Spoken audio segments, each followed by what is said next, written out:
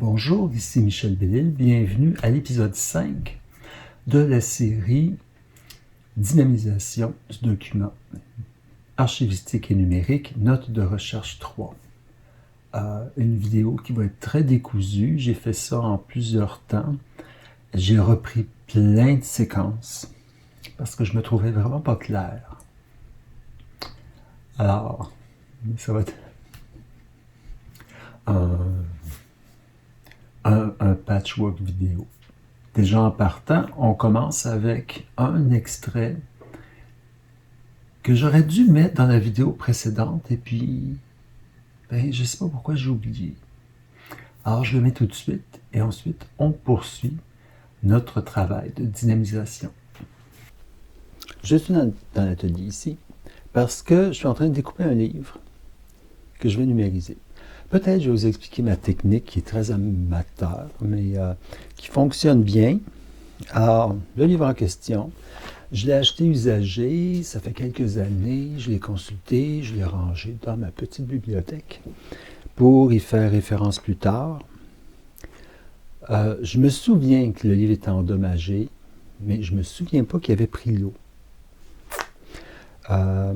Et puis, j'ai regardé tous mes autres livres. C'est le seul livre qui a vraiment des marques d'eau. Là, ça, on voit ici, là, c'est fripé. Alors, probablement qu'il était plus humide que je pensais.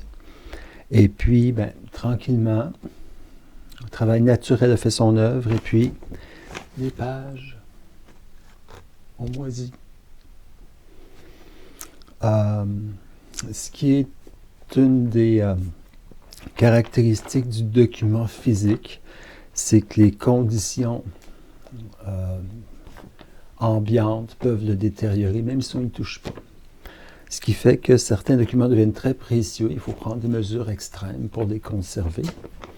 Et puis, depuis l'avènement de la possibilité de numériser des documents physiques, surtout plats, comme des livres, des plans, on a une option d'avoir l'original qu'on conserve précieusement et d'avoir des copies virtuelles qui sont l'exacte copie. Ce qui fait que si le document d'origine s'endommageait davantage, les versions numérisées devraient, en théorie, ne pas être altérées.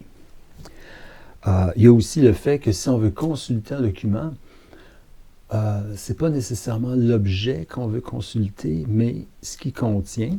Donc ici, j'ai l'objet feuille, mais ce qui contient, c'est la portion index à la fin. Ça peut être consulté sur un écran. Dans la mesure où on a la certitude que la copie numérique est identique et non falsifiée par rapport à l'original. Tout un autre débat. Je ne rentrerai pas là-dedans aujourd'hui, mais je vais juste montrer un exemple de... Parce que, jusqu'à présent, généralement, j'ai exprimé des points de vue plutôt négatifs par rapport au numérique, surtout en ce qui a trait à la sécurité des données, la complexité des systèmes sur lesquels on doit s'appuyer pour mettre en place la préservation, gestion et diffusion des documents numériques.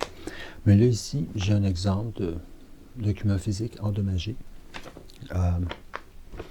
C'est sûr que si j'allais dans une bibliothèque, je pourrais chercher des livres encore plus abîmés, puis faire une démonstration plus claire. Mais j'ai pris ce que j'avais sous la main. C'est des choses qui peuvent arriver tout le temps, à un peu tout le monde. Heureusement, ce livre-là n'est pas si important que ça.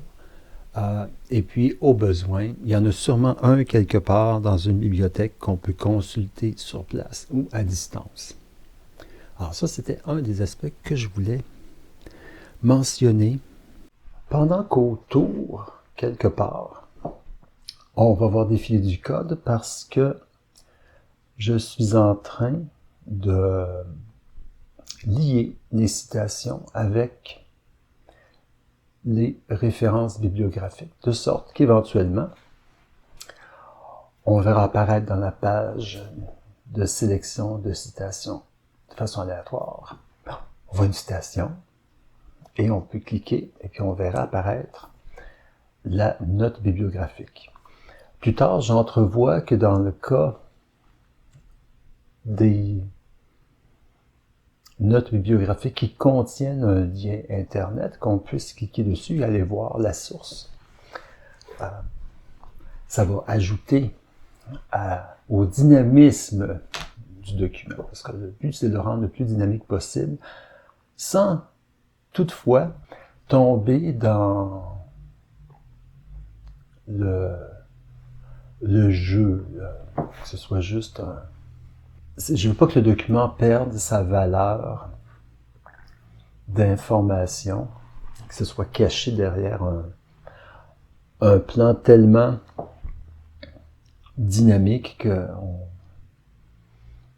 qu'on n'y voit qu'un jeu plutôt qu'une expression du contenu. Faut faire attention. Enfin, je dois faire attention. Ou peut-être que je fais trop attention, je sais pas. Enfin, c'est à suivre. Alors, pendant que vous voyez du code défiler, je vais parler du téléphone. Je vais me servir du téléphone comme une métaphore de changement de perception que l'on a eu, que l'on peut avoir par rapport aux documents. Documents qui ont été faits autrefois, et documents qui ont été faits plus récemment, et documents qui sont faits aujourd'hui, et ceux qui seront faits demain. J'ai choisi le téléphone parce que je ne veux pas prendre d'exemple de documents précis. Ça donnerait, je pense, trop une vision étroite sur ce que j'essaie d'exprimer, d'être plus générique dans mon explication. Alors, le vieux téléphone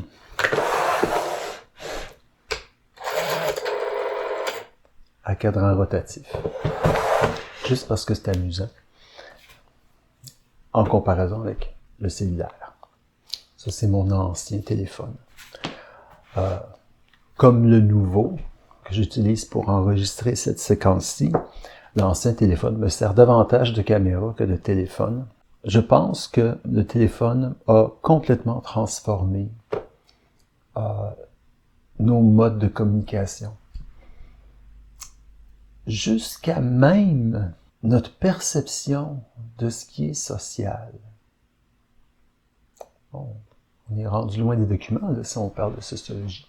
Enfin, alors, autrefois, téléphone, qui était relié par un petit câble à une prise murale, était un objet statique.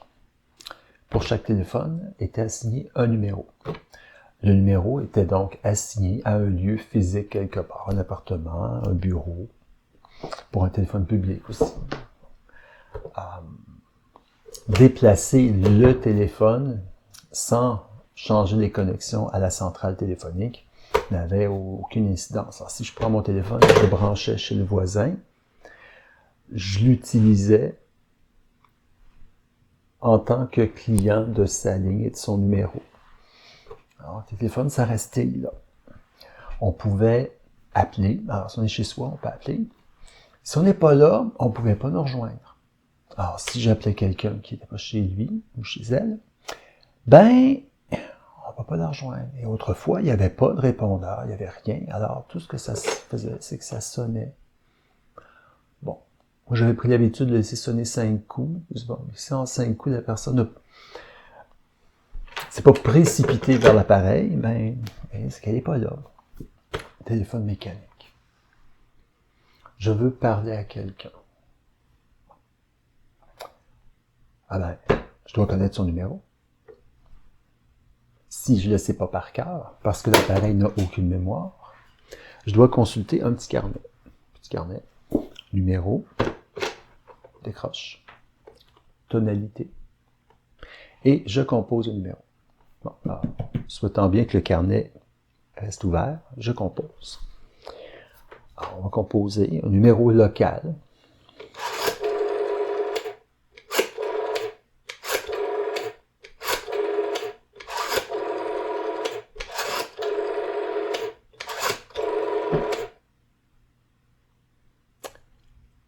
On attend. Ça répondra peut-être. Sinon, on raccroche. C'est long. D'après les standards d'aujourd'hui, c'est horrible. Je veux dire, qui aurait la patience de faire ça? Des gens dont le travail consiste à être constamment en communication avec d'autres personnes, il y a toujours ce moment d'arrêt. Je dois appeler quelqu'un. Oh. Aujourd'hui, c'est plus le cas. Téléphone, mémoire interne. Donc, tous les numéros sont là. Mon carnet d'adresse me suit partout. Alors, tout ce que c'est on appelle, on parle. Et puis même en parlant, on peut décider d'envoyer des images, des documents, et on continue de parler avec la personne. Assez impressionnant. Mais, ce préambule à la communication, qui n'existe plus du tout, permettait d'avoir une mise en place personnelle par rapport au fait de communiquer avec quelqu'un. Bon, quand on se promène sur la rue, on rencontre une personne qu'on connaît. « Hey, salut, comment ça va? » Nanana. Le phénomène est très court, mais il y a quand même ce préambule où on distingue la personne, on la reconnaît, on fait un signe, on entame une conversation. Téléphone cellulaire, allô. C'est très très court. Les différents modes de communication qui sont intégrés dans un seul appareil qui nous suit partout. Non, on n'est plus relié à un fil, c'est fini. Il nous suit partout et presque tout le monde prend maintenant pour acquis qu'on peut rejoindre les gens en tout temps et en tout lieu parce que tout le monde a leur téléphone, a son téléphone. Il se crée une forme d'urgence à la communication.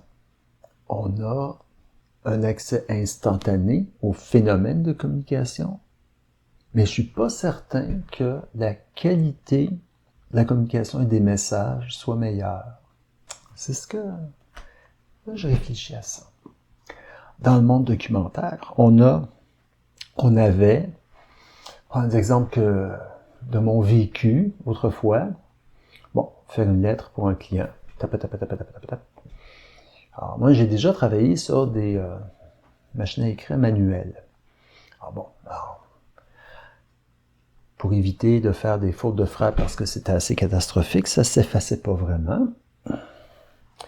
On écrivait la lettre à la main, et puis on tapait.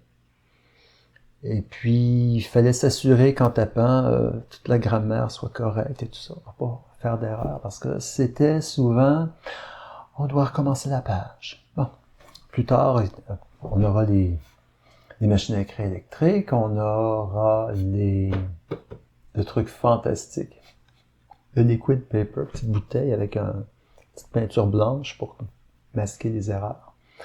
Plus tard, on aura les rubans autocorrecteurs, c'est encore plus fabuleux. Et puis, on aura accès à des photocopieurs qui nous permettaient de photocopier la lettre, découper, arranger les phrases et tout. Et puis, arrivera l'ordinateur où, magie ultime et fabuleuse, on peut taper, une petite touche pour reculer, pour effacer les lettres, et puis on continue à taper. Mais dans cette jolie progression sur, on va dire, une trentaine d'années, moi j'ai remarqué qu'au début, on faisait une lettre, tapée mécaniquement, on la tapait, c'était fini, il fallait qu'il y ait une erreur remarquable pour qu'on doive la recommencer. Machine à écrire électrique, avec le photocopieur, on pouvait écrire un premier essai, corriger, annoter, découper les segments des pages, un petit collage, petit montage, photocopie, et ça donnait quelque chose qui était très près de l'original, au point où on le considérait comme une page originale. Ça sauvait beaucoup de temps. Mais on pouvait peut-être faire une deuxième lecture, parce qu'on pouvait encore redécouper. On pouvait faire une troisième lecture. Avec l'ordinateur, tout de suite, on concevait qu'on pouvait tellement facilement corriger un document que là, il n'y avait non seulement pas juste une lecture ou une relecture, mais on partage le document. On invite des gens à donner leur avis. Alors, les gens annotent et tout ça. Et puis, ce que j'ai remarqué au fil des années, c'est, alors que la technologie nous permettait de créer des documents plus rapidement, mais ça augmentait le temps d'intervention de plus en plus de personnes sur le document. Est-ce que c'est une bonne chose? Est-ce que c'est une mauvaise chose? C'est différent. Alors, la création des documents a changé beaucoup, et j'imagine que ça a une influence sur le contenu, et maintenant et plus tard, ça va avoir une influence sur la perception de qu'est-ce que le document. Non seulement le contenu, mais son contexte de construction. Il faut en tenir compte plus tard, ou on en tiendra compte plus tard, mais j'espère, peut-être que non. Peut-être que ces anecdotes que je mets sous forme vidéo, il y a peut-être très peu de gens qui l'auront fait, parce que c'est très rare les fois où j'ai eu des conversations où on racontait justement autrefois on faisait ça comme ci, autrefois on faisait ça comme ça. Dans cette poussée, non, c'est pas une poussée, dans l'aspiration actuelle où on est constamment aspiré vers la nouvelle technologie, vers le nouveau moyen, le nouveau mode, le nouveau téléphone. On est tellement aspiré par en avant que le regard derrière soi se fait de moins en moins, je pense. Je suis pas certain. J'ai pris des notes parce que j'ai revu mes segments vidéo. J'ai édité, j'ai enlevé des bouts, j'ai rajouté des bouts. Et puis, je vais essayer de faire quelque chose de sensé avec ça. Alors, je viens de parler du regard vers le passé. Si on compare à avant, dans l'histoire où la technique évoluait moins vite en comparaison maintenant, aujourd'hui, on est dans une situation particulière où on peut regarder le passé récent avec des yeux vraiment très différents. Alors, il y a ces expressions-là où c'est ces idées qui se promènent un peu partout. Nouvelle technologie, nouveaux trucs. Alors, ce qui est nouveau est meilleur. Alors, on a le meilleur qui nous aspire par en avant. Puis, il y a aussi le « c'était mieux avant ». C'était mieux avant. Bon, j'ai entendu je ne sais pas combien de fois l'éducation, c'était mieux avant, parce qu'avant, les jeunes apprenaient mieux le français, faisaient moins de fautes. Aujourd'hui, c'est une catastrophe. Avant, c'était mieux. Bon, peut-être pour le français. Pour les sciences, je ne suis pas certain. Je pense que maintenant, les sciences sont mieux enseignées. C'est plus poussé qu'avant. Avant, on avait le temps. Ah ben oui, avant, on avait le temps. On avait le temps de se rendre quelque part. On avait le temps de faire quelque chose. On avait le temps de lire. On avait le temps de prendre le temps.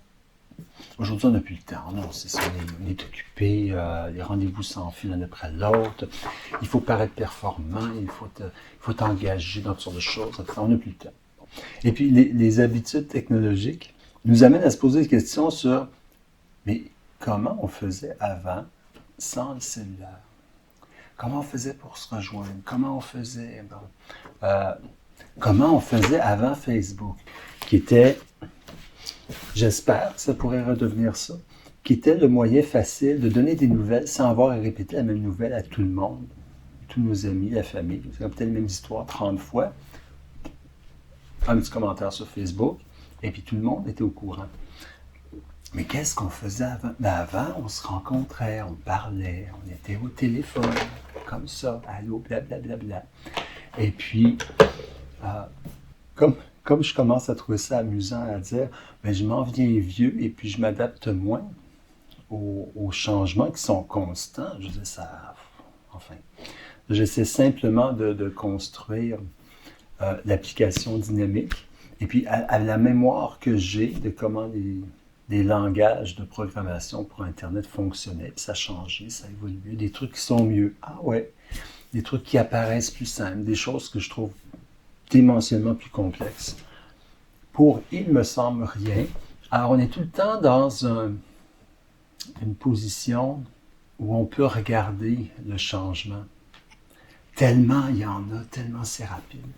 Alors, j'imagine que le regard qu'on a aujourd'hui, je ne dirais pas qu'il est mieux, qu'il est meilleur qu'avant, mais le regard qu'on peut avoir aujourd'hui sur les anciens documents, bon, anciens, on pourrait parler de 30, 40, 50 ans et plus, parce qu'on est constamment dans le changement, c'est peut-être plus facile de concevoir l'idée que le regard sur le passé, et c'est un espèce de regard fuyant, c'est pas je suis dans le passé parce que je regarde un vieux document, je sais comment ça s'est produit.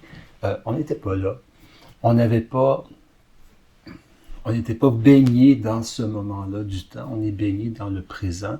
Et puis ça teinte constamment le regard sur le passé.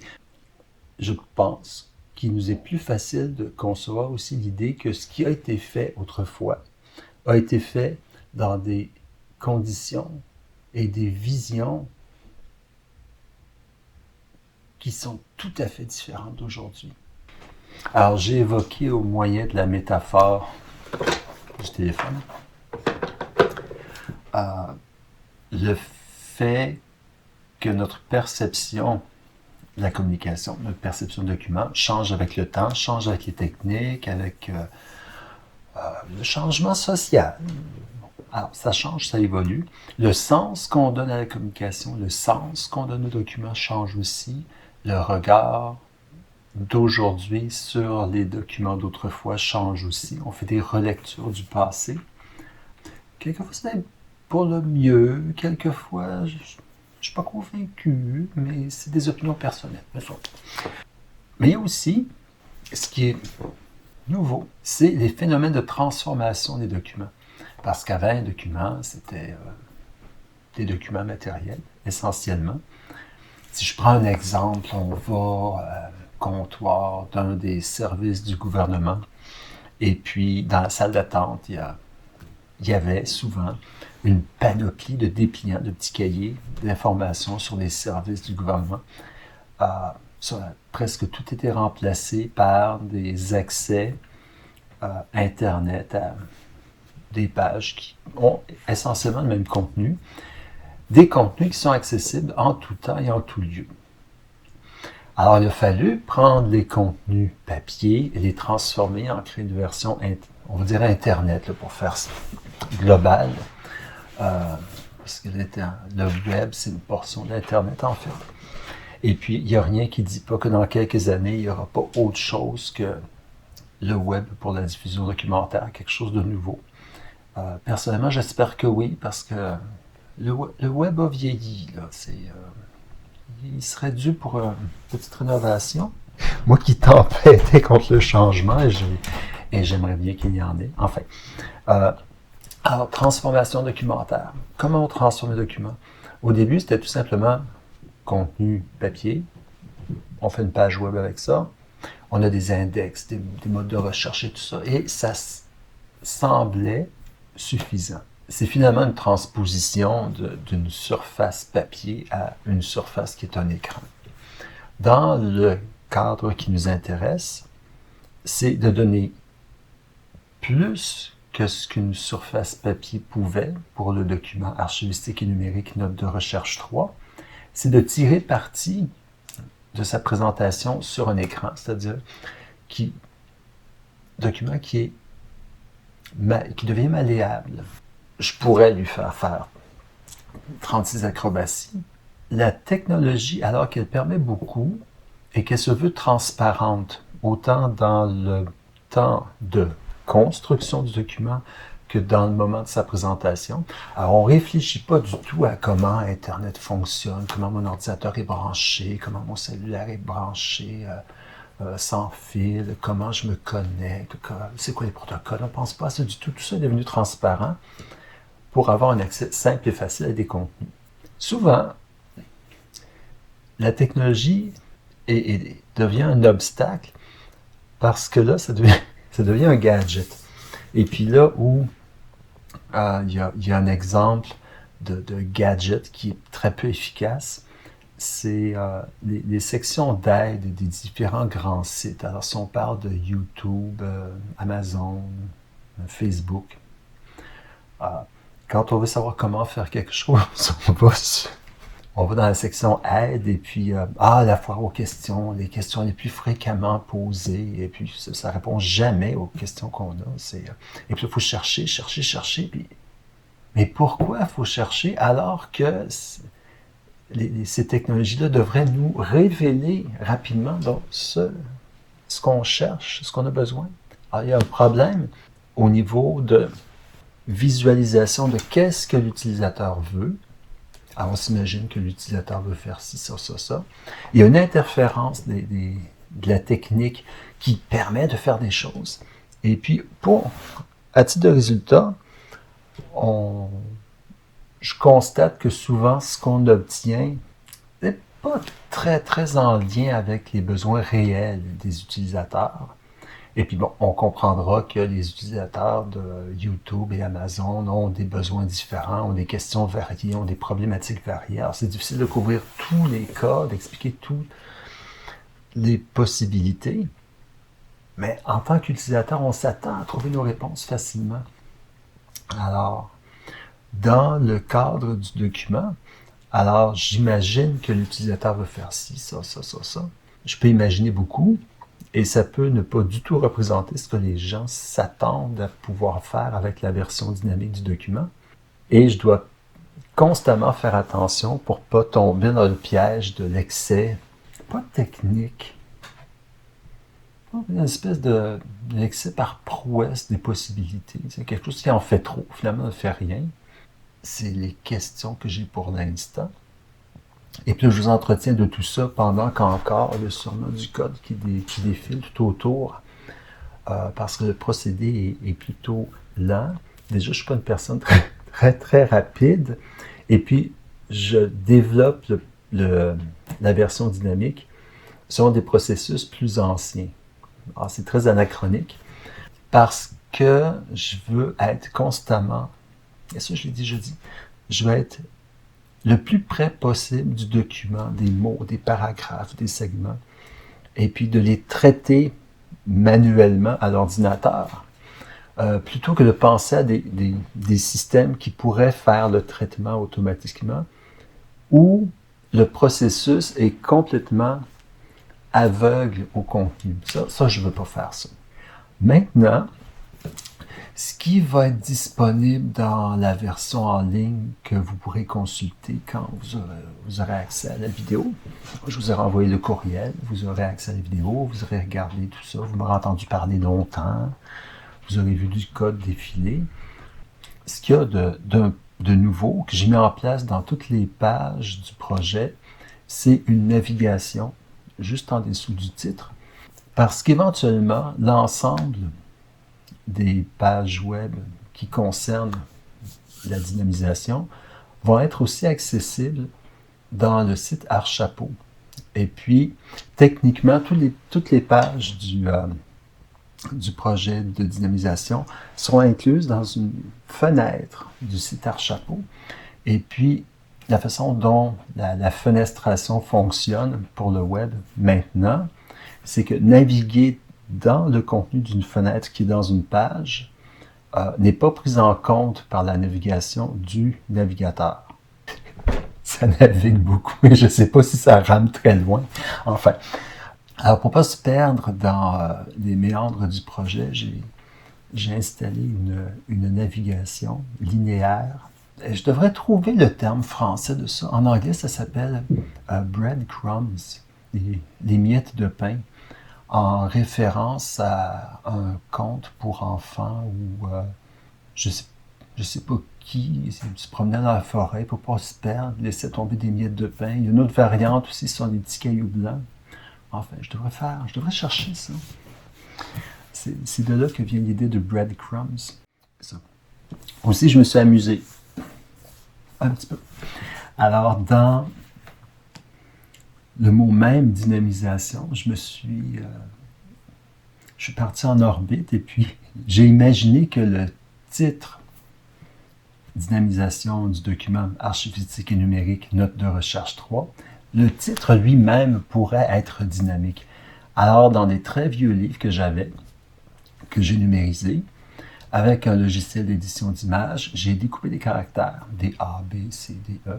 J'en ai fait des séquences, et puis, de sorte que, à chaque fois qu'une des pages du projet est affichée, il y a une sélection aléatoire de petits caractères qui est faite, de sorte que il est peu probable, avant plusieurs années, que l'on voit exactement la même suite de caractères à l'écran. Un petit clin d'œil à la notion de dynamisme, qui est aussi exactement l'opposé de ce que je viens de discuter au sujet de la technique qui devient un obstacle au contenu, parce que c'est vraiment un truc de fantaisie.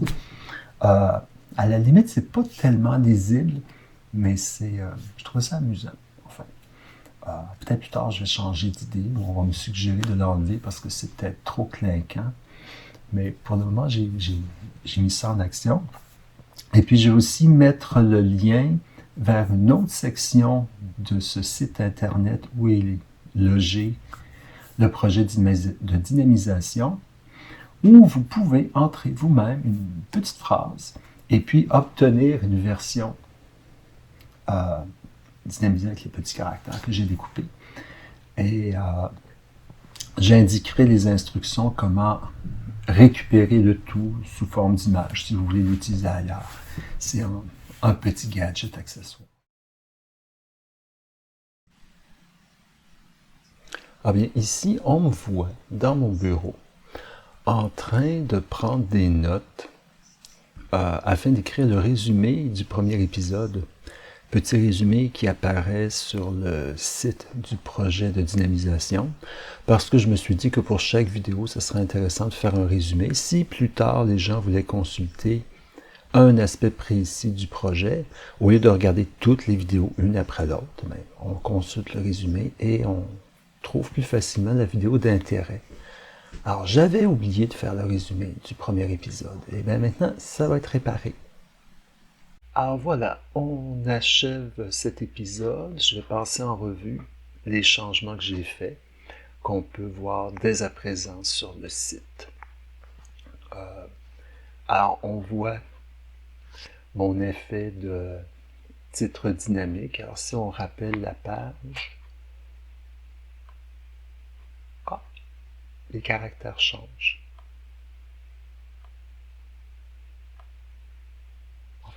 C'est un petit clin d'œil amusant au phénomène de dynamisation qu'on est en train de faire sur un document. J'ai ajouté une navigation, j'y reviens dans pas très longtemps. Le titre de la page, mise en situation, la série des vidéos.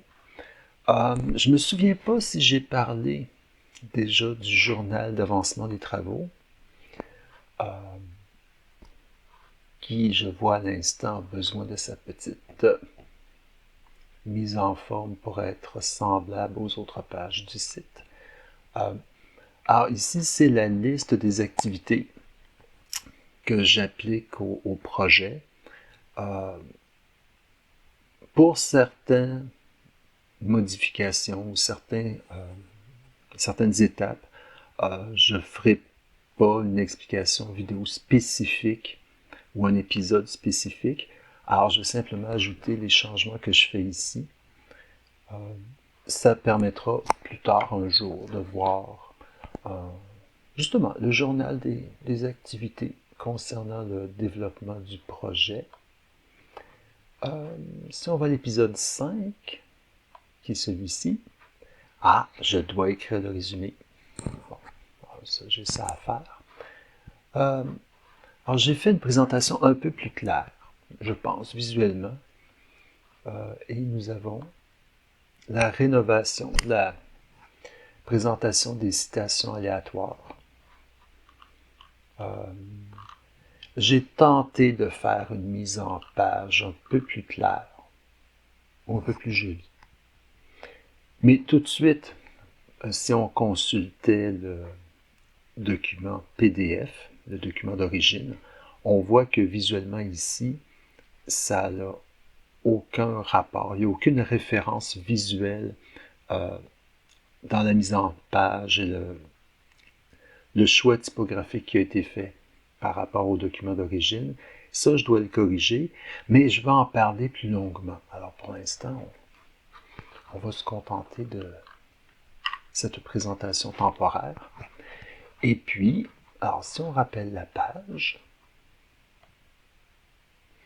nous avons nos citations aléatoires et pour autant que j'ai fait l'association entre la citation et la note bibliographique correspondante, on la voit s'afficher. Plus tard, j'aimerais plutôt avoir un petit bouton pour qu'on puisse la visualiser seulement si on a envie de voir le détail. Parce que dans l'ensemble, je trouve que ça charge la page. Enfin, autre petite fonctionnalité que j'ai ajoutée, parce que j'ai de très grands écrans, je trouve que tout est petit. Alors, je travaille des caractères plus gros, mais peut-être que pour vous, c'est trop gros. Alors, vous pouvez changer la taille des caractères pour améliorer le confort de la lecture. On s'amuse comme ça. Ou on veut ça très gros parce que ça nous convient mieux. Cependant, si on rappelle la page, la sélection est perdue. Ça aussi, je vais en parler plus en détail. Mais je dois préparer mes notes parce que ça ne sera pas un sujet simple à expliquer, mais je pense que c'est un sujet intéressant. C'est l'interaction de l'utilisateur dans le cadre des applications web, la partie client, la partie serveur. Je vais revenir là-dessus plus en détail. Ce qui est programmé côté serveur, ce qui est programmé côté client, comment ça se parle ensemble, comment ça se communique et comment ça devient cohérent. Et pour terminer, ici la navigation, c'est simplement le répertoire principal, le sous-répertoire et le fichier dans lequel on se situe pour l'instant, ce qui permet de remonter à la source et puis d'aller dans une autre section. J'ai déjà accumulé du matériel pour les prochaines vidéos que je vais organiser en sujets pour que ce ne soit pas trop disparate. Est-ce qu'il manque quelque chose? Je vais assembler le tout et je vais voir s'il manque quelque chose et je vous reviendrai. Il restait une chose que je voulais partager avec vous. C'est un petit bonbon pour vous remercier de l'attention, d'avoir regardé la vidéo au complet jusqu'ici. Parce que c'était long et c'était peut-être pas très enlevant. C'est pas un film d'action. Hein? Alors, c'est en faisant des recherches, par hasard, YouTube m'a suggéré une vidéo. Aussi dans mes intérêts, je m'intéresse à la musique électronique, à sa fabrication, ce qu'on appelle en anglais le sound design, création sonore pure. Et puis, donc, YouTube me suggère une vidéo qui m'a beaucoup intrigué, j'ai regardé, et puis il y a un lien avec l'archivistique, je pense. Vous jugerez. C'est pas très long, je crois que c'est une quinzaine de minutes. Alors, ça raconte une histoire, une recherche que des étudiants font parce que quelqu'un a trouvé dans une grange un vieux synthétiseur d'une marque qui n'est pas connue. Alors, un synthétiseur Lumavox. Et puis, tout près de l'objet trouvé, une valise qui contient des documents. Alors, on a des notes, des lettres, des photos, différentes bricoles. Et puis, l'intérêt, c'est que dans cette valise, qui constitue une sorte de fond d'archives par rapport à ce synthétiseur, le contenu de la valise permet de faire des recherches et de retrouver la créatrice et le créateur du synthétiseur. Alors, une très belle recherche. Et puis, même à un moment donné, on a même la participation de Jean-Michel Jarre, qui est sûrement connu de tout le monde. Et puis, là où je voudrais que vous portiez l'attention, si vous voulez regarder la vidéo, c'est sur ces objets annexes. La facture des notes, l'écriture, le type de papier, les photos en noir et blanc, les défauts de la photographie, le grain, selon la qualité d'écran que vous avez, les nuances de gris, tous ces petits détails-là. Et puis, l'histoire en soi est très jolie. Et puis, au moment où moi j'ai vu la vidéo, il n'y avait pas la suite. Alors, on restait en plan sur le fait qu'un synthétiseur inconnu avait été retrouvé, qu'il fonctionnait et qui avait intrigué beaucoup de gens. Je vais vendre la mèche, mais bon. Par la suite, il y a une autre vidéo qui est sortie et qui révèle que c'est un exercice. L'ensemble de cette vidéo-là est un exercice, travaux scolaires, que moi j'ai trouvé extrêmement bien fait. Beaucoup de détails, même si avec un œil un peu aiguisé, on pouvait pressentir que c'était une fabrication. C'est quand même très agréable. Et puis, je pense que c'est une belle illustration de ce qu'un ensemble d'objets ou de documents, ensemble, permettent de,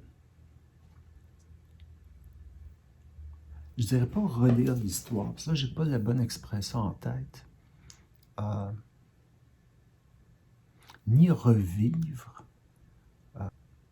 je dirais voyager dans le temps, partir à la découverte de choses qui ont existé, et cette découverte-là ne se fait qu'au moyen de ce qui nous est parvenu à travers le temps.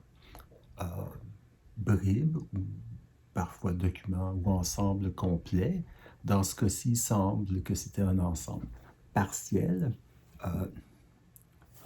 Une sélection réussie pour partir à l'aventure, faire la recherche et enquêter sur le phénomène de l'objet inconnu. Alors c'est ça, c'est une fabrication, mais je crois que ça reste une très belle illustration. Alors c'était le petit bonbon que je voulais partager avec vous. Alors je mets les liens dans la page web de cet épisode. Comme ça, vous pourrez aller regarder la vidéo si vous voulez. J'espère qu'elle va rester en ligne assez longtemps parce que si vous regardez cette vidéo dans 1, 2, 5 ans, j'espère qu'elle va être encore disponible parce que c'est un très bel exercice. Alors, on se revoit au prochain épisode, à l'épisode 6. Alors, au revoir.